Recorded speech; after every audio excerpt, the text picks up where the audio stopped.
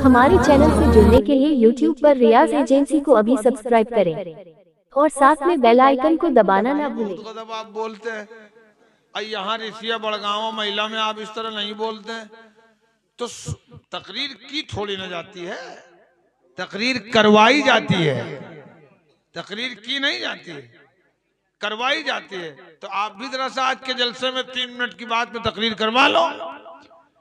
कहा एक तू है जिसका हज मैंने कबूल किया है और एक इब्ने हारून बल्खी है जिसका हज मैंने ठुकरा दिया है।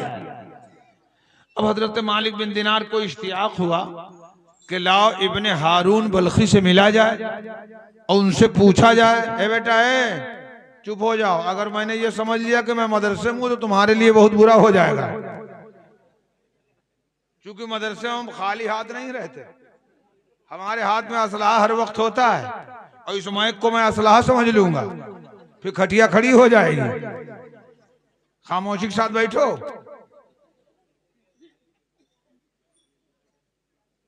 अब हजरत मालिक बिन दिनार को ये इश्तियाक हुआ कि लाओ मैं चल के इब्ने हारून बल्खी से मिलूं और पूछूं कि आखिर कौन सा अमल आपने किया है कि जिसकी वजह से अल्लाह ने आपके हज को ठुकरा दिया है। तो आज भी अरफात में या मिना में जो खेमे होते हैं, जिस मुल्क के लोग जहां रहते हैं उस मुल्क का झंडा उनके खेमों पर लगा हुआ होता है। ये झंडा देख के बल्खियों के खेमे में गए और जाने के बाद इन्होंने सारे बल्खियों को इकट्ठा किया।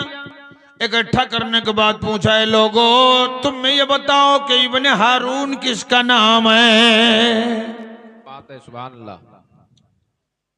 तो बल्ख वालों ने एक जबान होके कहा कि इतनी बेअदबी से नाम ले रहे हो, ये इब्ने हारून कोई मामूली नाम नहीं है, बल्कि ये तो वो नाम है कि जो 40 साल से बल्ख से पैदल हज बैतुल्लाह के लिए मक्कतुल मुकर्रमा तशरीफ लाते हैं। सुभान अल्लाह।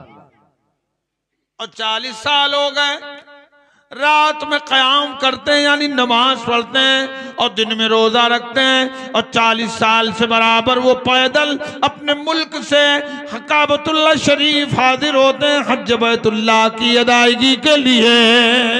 सुभान अल्लाह, सुभान अल्लाह। तो अब हजरत मालिक बिन दिनार थोड़ा सा घबराए कि जब इतना मोहतरम है, इतना मोहतशम है, इतना मुकर्रम है, इतना मुअज्जम है, तो अल्लाह ने उसका हज जो है वो रद्द कैसे फरमाया? चलो देखा जाए। लोगों ने कहा कहीं पहाड़ की खोह में वो रो रहे होंगे अपने रब के हुजूर, जाओ ढूंढो। निशानी का निशानी ये है कि जब वो मक्कतुल मुकर्रमा की वादियों में आते हैं तो अपने आप को कैदी बना लेते हैं, हाथ में जंजीर होती है, पाँव में बेड़ी होती है, और वो हर वक्त कहीं तन्हाई में पहाड़ों की खोह में अपने रब के हुजूर गिड़गिड़ाते रहते हैं। हजरत मालिक बिन दिनार चले अरफात की तरफ। अरफात की चोटी पर जब चढ़ गए तो क्या देखा कि एक खोह है और उसी खोह में कोई आदमी हाथ में हथकड़ी लगाए, पांव में बेड़ी लगाए खड़ा है, रो रहा है। उन्होंने इनको देख लिया और इन्होंने जब देखा तो ये जान लिया कि यही इब्ने हारून बल्खी है। तो इन्होंने सलाम किया, सलाम अलैकुम या इब्ने हारून बल्खी। इब्ने हारून बल्खी कहते हैं कि कोई अल्लाह का वली ही है तभी तो बगैर बताए मेरा नाम जान गया। उन्होंने जवाब दिया और जवाब देने के बाद जल्दी से अपने हाथों की बेड़ियां निकाली, अपने हाथों की हथकड़ियां निकाली, पाँव की बेड़ियां निकाली, आंसुओं को पोंछ लिया, और जैसे मालिक बिन दिनार उनके करीब पहुंचे, इब्ने हारून बल्खी ने कहा, ए मालिक बिन दिनार, ए अल्लाह के वली, तुम यही तो मुझे बताने आए हो कि इस बार का भी मेरा हज अल्लाह ने कबूल नहीं किया है। यही तो बताने आया। अब मालिक बिन दिनार और ज्यादा हैरत कि इनको कैसे मालूम हुआ कि मैं यही बताने आया हूं, हैरत में पड़ गए। तो इब्ने हारून बल्खी कहता है, हैरत में न पड़ो, 40 साल हो गए, हर साल यही यौम अरफा को इसी मकाम पे कोई न कोई आके मुझसे कह देता है, ए इब्ने हारून इस बार भी वापस जाओ, अल्लाह ने तुम्हारा हज इस बार भी ठुकरा दिया है। अल्लाह अकबर, अल्लाह अकबर। अब हजरत मालिक बिन दिनार पूछते हैं, इब्ने हारून बल्खी जरा सा ये बताओ आखिर ऐसा क्यों है? तुम पैदल अपने मुल्क से आते हो, 40 साल से आते हो, 40 साल से कोई ना कोई इस दिन आके और तुम्हें बता देता है कि जाओ वापस जाओ, तुम्हारा हज अल्लाह ने ठुकरा दिया, आखिर वजह क्या है? इब्ने हारून बल्खी के आंखों में आंसू आ गए। कहा सुनो, 40 साल पहले जब मैं नौजवान था, मेरी संगत बुरे दोस्तों से हो गई, शराबियों से। रमजान का चांद नजर आया था, शराबी दोस्तों ने इतनी शराब पिला दी मुझे कि मैं बहकते हुए अपने घर पहुंचा। जैसे घर के दरवाजे पर पहुंचा, मेरी माँ ने मुझे देखा और देखने के बाद कहा, नादान, रमजान का चांद हो गया है, रब बख्शने पर आमादा है और तू फिर आज शराब पी के आ गया। मेरी माँ ने जब इतना मुझे कहा और ये कहा हट जा मेरी नजरों के सामने से, इतना कहना था कि मेरी माँ ने मेरे चेहरे पर एक थप्पड़ रसीद किया।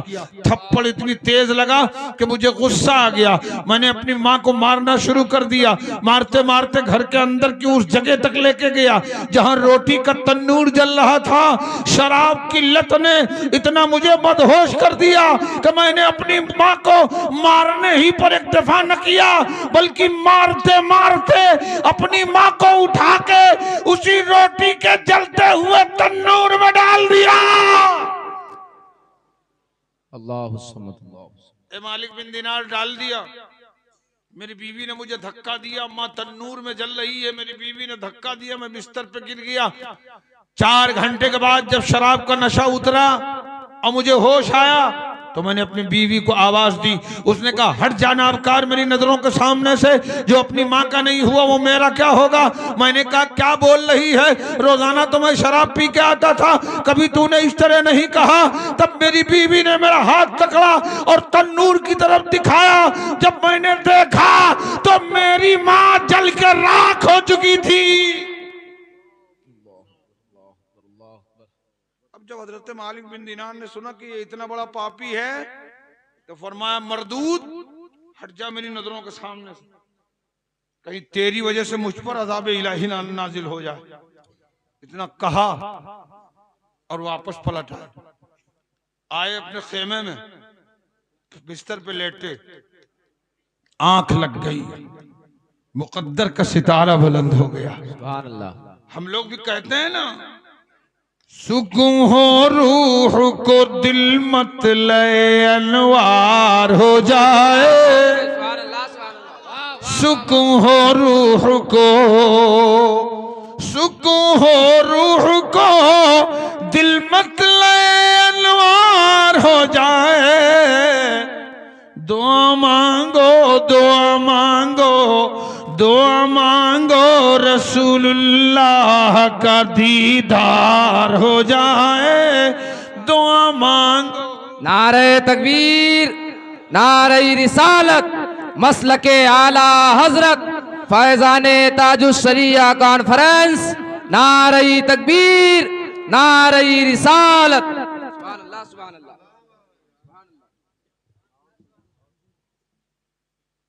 हजरत मालिक बिन दिनार जैसे लेटे, आंख लगी, ख्वाब में मेरे आका आ गए। आका फरमाते हैं ए मालिक बिन दिनार, तुमने अल्लाह के एक बंदे का दिल दुखा दिया। अब वो ला तक़नतु मिन रहमतिल्लाह का मतलब ये है अल्लाह की रहमत से ना उम्मीद ना हो, वो कन्फर्म है ना उम्मीद हो जाएगा। हजरत मालिक बिन दिनार अर्ज़ करते हैं मेरे आका, उसने इतना बड़ा जुर्म किया, या रसूल अल्लाह उससे ज्यादा बड़ा गुनहगार कौन हो सकता है। आका फरमाते हैं ए मालिक बिन दिनार, क्या मैं तुम्हें बता दूं कि अल्लाह महशर में उसके साथ क्या करेगा। सुनो कान खोल के मेरी बातों को। हजरत मालिक बिन दिनार कहते हैं आका बता दीजिए कि अल्लाह महशर में उसके साथ कौन सा मामला करेगा। मेरे आका सल्लल्लाहु अलैहि वसल्लम इरशाद फरमाते हैं जब महशर कायम होगा, इब्ने हारून बल्खी की माँ आएगी, इब्ने हारून बल्खी आएगा, ये मुकदमा अल्लाह की अदालत में पेश किया जाएगा।